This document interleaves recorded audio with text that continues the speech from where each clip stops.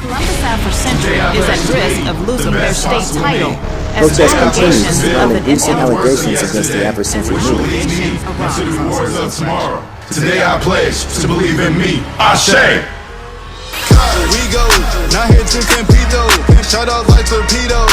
Back from zero, you don't wanna catch me in my mode. In my mode. In my mode. In my mode.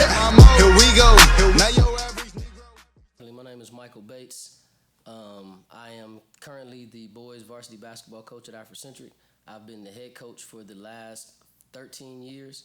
I was the boys varsity assistant coach in 2003, from 2003 until 2006. So sometimes we would practice at 7 o'clock at night, but we wouldn't let the boys go home between after school until 7 o'clock. So that led to a lot of long days with the young men, and we really got to know each other very well.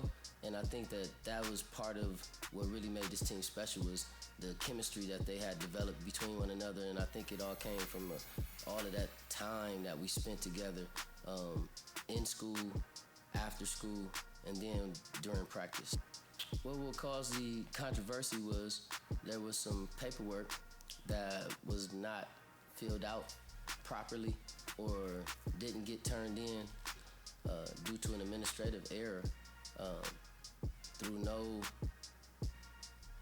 no problems with any of the kids. None of the kids had done anything wrong. No one had bad grades. I hate that it's always said that it was through the use of an ineligible player, because it always makes it seem like a kid who didn't have the grades played, and that wasn't necessarily the case. As a matter of fact, the young man that the whole thing was talked about, he actually was an honor roll student, and so it was very, it was hurtful, because these kids didn't do anything. They did everything we asked, and they did it well. They did it extremely well, and they did it in a manner that was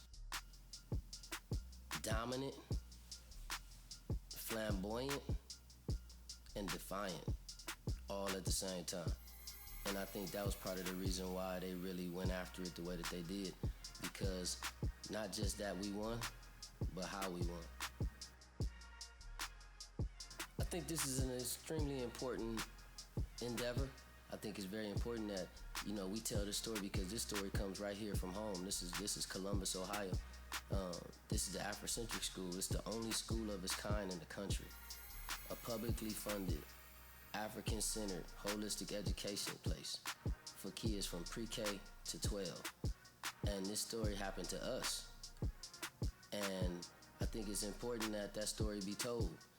So, that being said, I think it's a very important film. Told from a Columbus perspective, and told about Columbus people. And I think that it's a story that people will feel worldwide. Not just in Columbus, but they'll feel it all over.